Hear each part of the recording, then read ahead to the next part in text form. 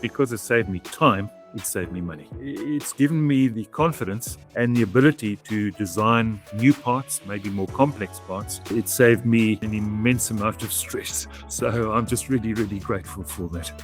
My name is Peter Mitchell. My logo is one of one. So every bike I make is different. Yeah. I'm based in London, Kentucky in the USA, and I'm a custom bicycle frame builder, one of a dwindling breed, I suppose, worldwide. And what I do, my process is very simply, I take a handful of body measurements and then I design a frame built around you and your requirements and your needs. I manufacture in steel, titanium, aluminum, and stainless steel. I design for me personally, is what I would call a complex part, particularly rear dropouts for bicycles. Predominantly, SRAM have a product called Universal Derailleur Hanger. So I've designed a dropout using that particular system that suits my design, my brand style. And that to me seemed like an opportunity to try and start making something for the open market. So some of the parts, when I say complex, they require a 2 or a 3 setup, machining both sides, sometimes a third face that needs machining.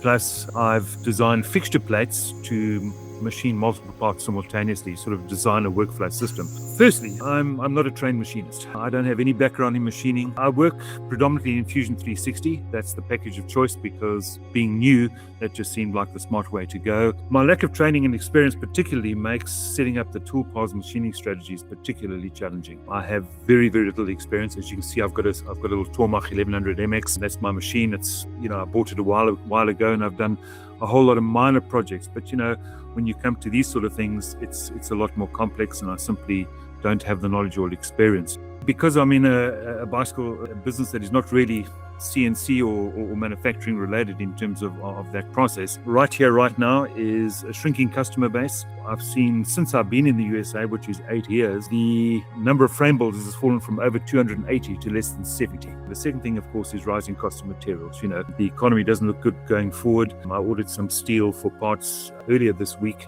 Transport has doubled, the material costs are up 15-18%, and anything that's been imported, of course, with all the tariffs that we have, has ballooned substantially, and that has led to a decline in business in terms of orders going forward, plain and simple. So CAMAssist particularly has been an absolute boon. I watched it for a while and just wasn't at the point where I wanted to get into manufacturing on a more permanent basis. And that was about 3 months ago where I decided, because my industry is dwindling, that it's probably now or never. In my short term that I've used CAMAssist, I use it 2 specific ways. So when I first run CAMAssist with a new part, I run with my own tool library on my limited number of tools that I have. Then I also run a second op with the CAMAssist library. And then I have a look at both, because that for me is also a learning opportunity. I think, well, this ball mill would be great here. And they come back and say, well, you can use a 3/8 bull nose and it cuts my cycle time by maybe a minute or 3, which may not be significant. But the parts that I'm machining, if I do 6 dropouts on a fixture plate, it's a 2 hour and 10 minute cycle. So if I can knock that down to an hour 55 or an hour 50 or even 2:05, it's time saved going forward. So between building bikes and respraying old bicycles, that keeps me busy enough. So I just can't dedicate days and days and days trying to figure out a toolpath for one part that I'm selling for $40, in practical terms. So that's really where CAMAssist has helped me tremendously. And it really has been a godsend from that point of view. Because it saved me time, it saved me money. It's given me the confidence and the ability to design new parts, maybe more complex parts. It saved me a lot of time and an immense amount of stress. So I'm just really, really grateful for that. I think anybody who wants to start machining, either as a small business like I am, or as a hobbyist who wants to set something up in their garage or basement, they can now start machining with insight into toolpaths, which is arguably the most difficult part. I think for the experienced or trained machinist that's been a manual machinist most or all of their life, getting into CNC work, I think this is going to provide a much faster learning curve. And then I think the third thing, for the really experienced machine shop, it provides a better way to analyze workflow and machining strategies. And I think the big thing, and perhaps the elephant in the room here, is AI.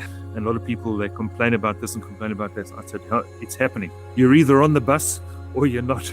And we're at the front of the bus. It's helping you strategize, therefore potentially making you more efficient, and I think anybody who doesn't embrace something like this is probably going to be left further and further and further behind. I think that using AI to somebody who's willing to learn, this opens up a whole new world of opportunity.